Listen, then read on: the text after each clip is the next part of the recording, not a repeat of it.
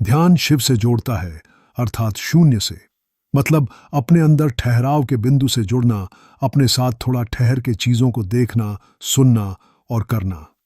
ध्यान में जाना क्या है? ध्यान तो है ही, क्योंकि हम शून्य से तो जुड़े हुए ही है। बस हमें अपने साथ थोड़ा सा ठहरना है और उस ठहराव के साथ चीजों को देखना, सुनना और करना है।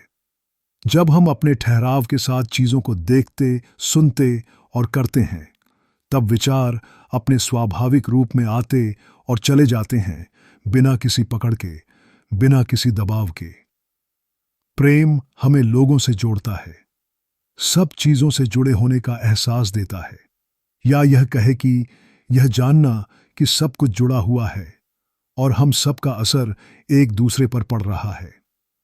तब यह हमें जोड़ने के साथ साथ जीवन की सही दिशा में आगे बढ़ने के लिए प्रेरित करता है। प्रेम जब सहज होता है तो उसमें कोई जबरदस्ती नहीं होती, कोई शर्तें नहीं होती, बस एक प्रवाह होता है जिसमें हम खुद को भी महसूस करते हैं और आसपास के माहौल को भी। ऐसा नहीं है कि ऐसे में कुछ गलती नहीं होती, गलती होती है, लेकिन फिर रास्ता भी निकलता है। जब प्रेम सही रूप में होता है तो यह हमें सही गति देता है, सही दिशा देता है।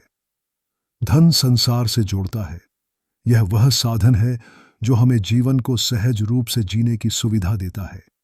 जब धन का प्रवाह सही होता है तो यह जीवन को सुगम बनाता है। लेकिन असली सवाल यही है कि धन कमाने का आधार क्या है? जब धन भी प्रेम के आधार पर कमाया जाता है तो वह सहज हो जाता है। फिर वह अनावश्यक भय या जबरदस्ती की दौड़ में नहीं डालता।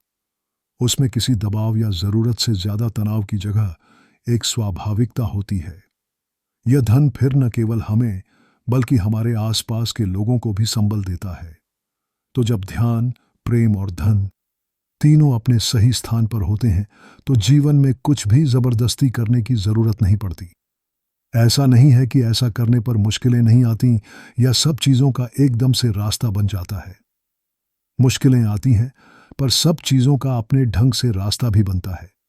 लेकिन सब कुछ अपनी एक सहजता में होता है।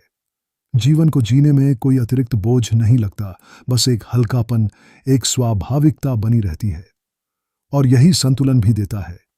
इसलिए जीवन में चाहिए ध्यान भी, प्रेम भी और धन भी।